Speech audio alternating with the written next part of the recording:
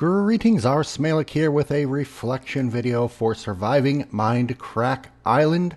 As you can see behind me, this is going to correspond to the first half of the official video from Mindcrack called Episode 9. It covers 2 days, a reward, and an immunity council. That is, Episode 9 does.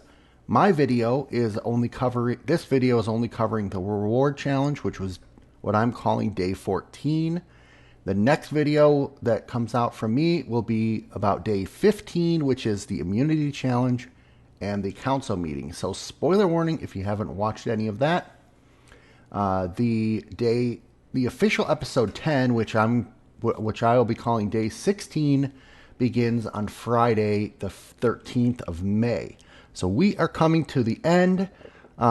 Today I'm going to talk about some other points of view from episode 8, very short. I'll give you my point of view on a recap of Day 14, which is what's featured behind me, some YouTube shout-outs, and just some closing remarks. And quick shout-out slash possibly teaser or spoiler, depending on when things air. You may notice I'm wearing a different skin. It's sort of a shipwreck, tattered-looking pair of blue jeans with some sort of a grass skirt hayblock top, and I've got quite a beard going on, and some sort of islandy looking, maybe green vines on me and things like that. That is a spoiler for a new series that I am very, very proud to be doing with folks from this competition, Vaughn Ryder on his new survival server, and Dire Dwarf. It's called Island Life.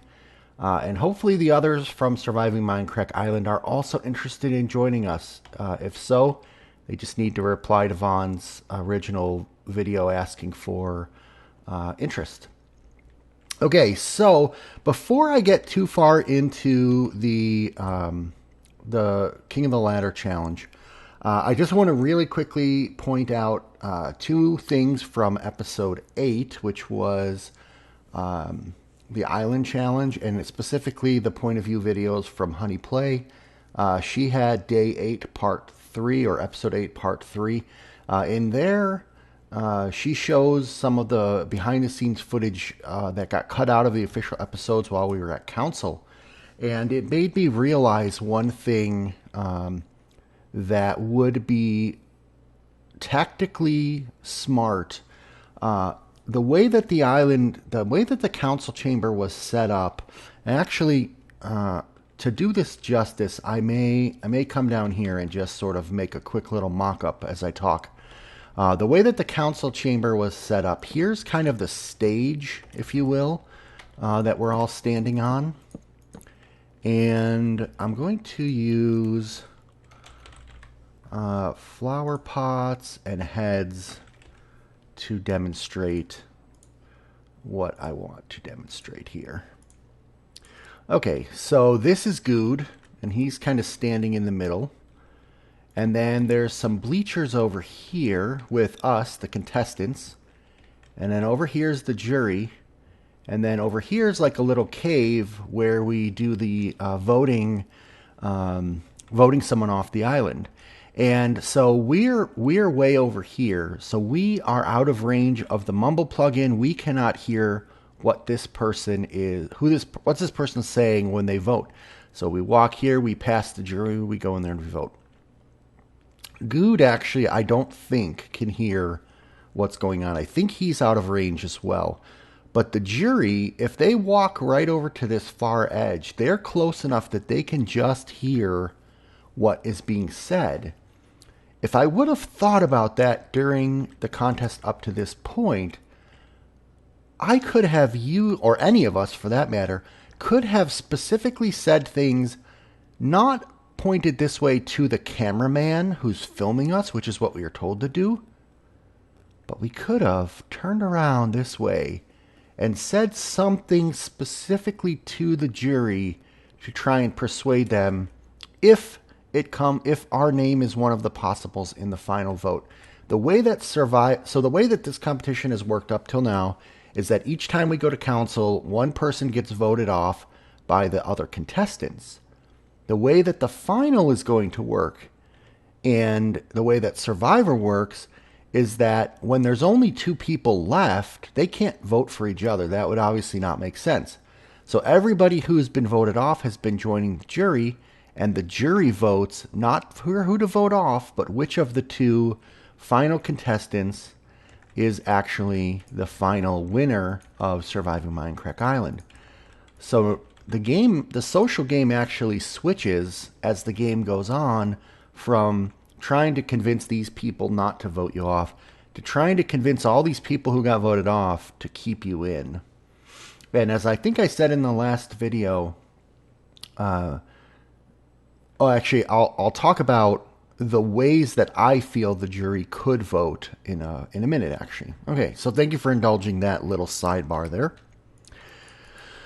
Now we also have Honey's episode 8 retrospection, which is her sort of just commentary on everything that happened. Honey, I'm sorry, I'm not going to recommend that anybody watches that video. The reason is you give way too much personal information, and quite frankly, like, if you would have given us that information real time during this episode, I think that would have screwed with our heads, and you actually could have potentially gotten advantage from it because it was so personal. I don't even want to think about it, to be honest. Call me a light heart, call me whatever you want, but oh, yuck. Okay, and another thing also occurred to me while Honey was doing her challenge. Now, I thought of this before, but I'm not sure if I said it. So, when we're in the challenges, all the challenges from the past weeks, we're in there with a lot of other people. And there can only be one winner, one reward winner, one immunity winner. So obviously everybody wants to win. They're going to panic. They're going to beat themselves up that they didn't win. But once at first, there were team challenges where you didn't want to mess up for your team. But once we got past the merge and the challenges became individual, it really doesn't, in my opinion, matter all that much if you lose a particular challenge. In fact, losing the challenges, as I think we've seen here, can actually keep you from getting on people's radar and being on the chopping block.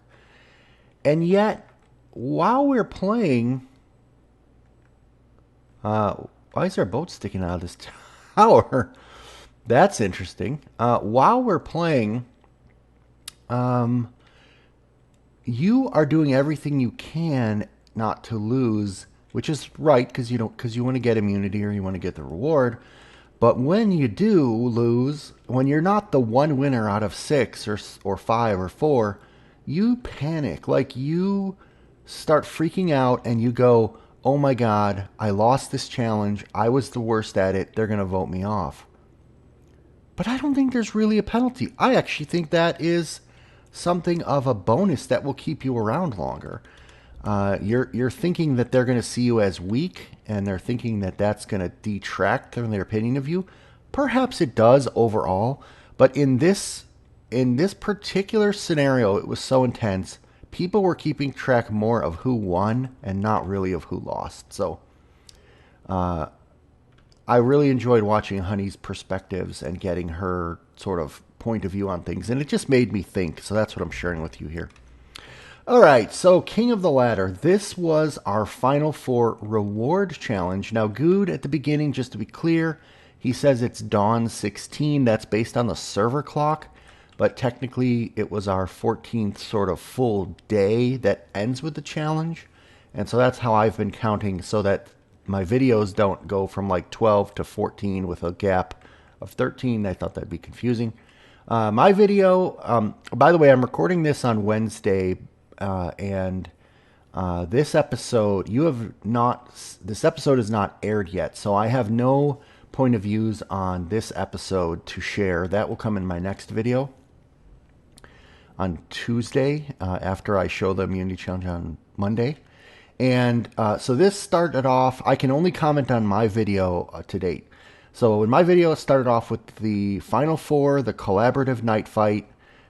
We had to get from that side of the island back over to our tree mail, which is right in here, and then back. Oh, I'm sorry. I'm pointing the wrong way. But Yeah, I don't know that you really care.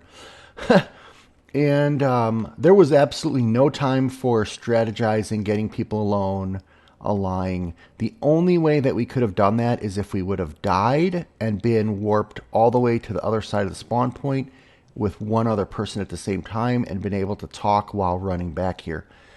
Because those night fights, as I hope it's coming across in the videos, are super collaborative. We are all sharing armor, weapons, food. Nobody wants to die, but nobody wants their team members to die. Regardless of everything that happens in the rest of this challenge, we are truly, truly working together as a team. So King of the Ladder, I had never done this before, and quite frankly, I didn't know that it was a thing on Mindcrack. I know that Play Mindcrack had some King of the Ladder stuff on it, but I really didn't realize what a meme it was. And at this point, I was completely exhausted. Like, my fingers were literally shaking on the WASD keys, and my mouse movements are getting strained.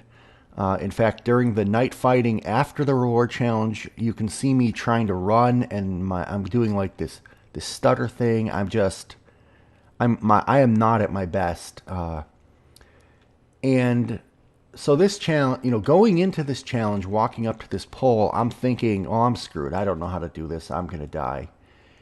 And I will tell you that this reward challenge right here has been the one thing that I've been waiting for you to show you, my favorite moment, more than any other moment in this entire series, because I just felt this was my roller coaster moment. I was at the peak of my game physically, as far as challenges go, and then I was dropped like a rock down the other side.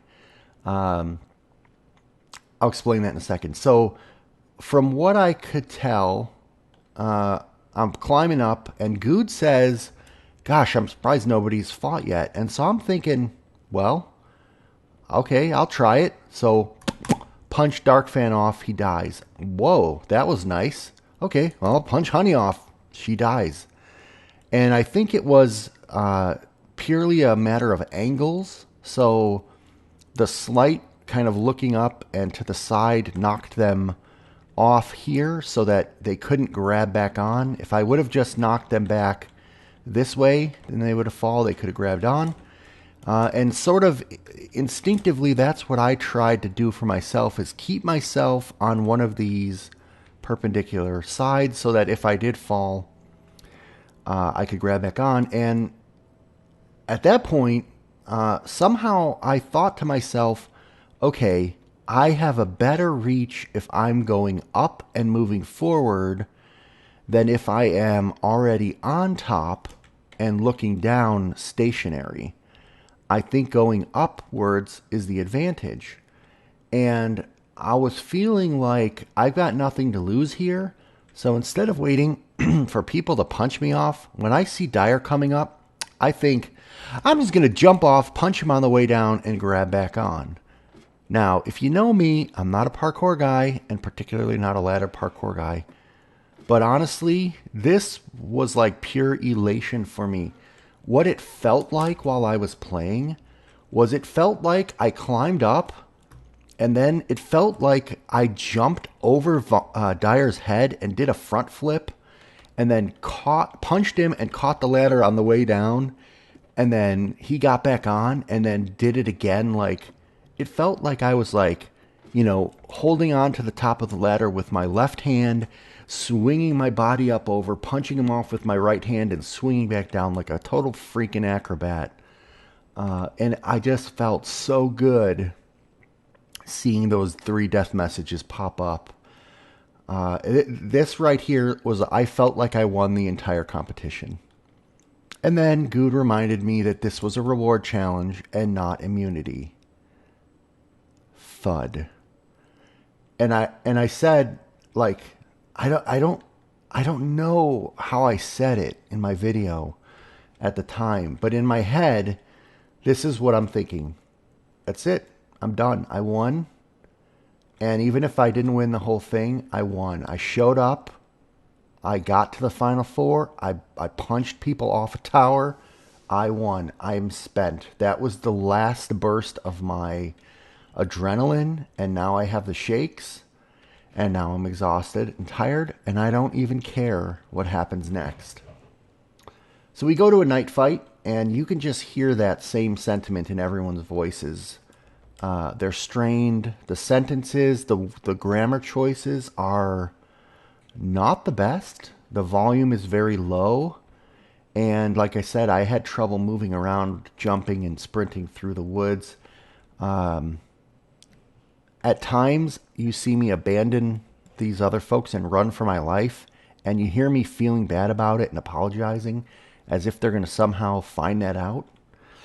And again, this is where Dark Fan really shined. Right here on this strip of sand, Dark Fan fought his heart out and had the least deaths of any of us through this whole competition. Now, I also rewatched this part just before recording this, and there is some really, really awesome footage sequences, particularly when there's like 4 or 5 ghasts, and Dark Fan's up here, and the other guys are coming this way, and I'm running this way, and I'm kind of skirting like this, and you just see ghast balls zoom, zoom, flying past my point of view.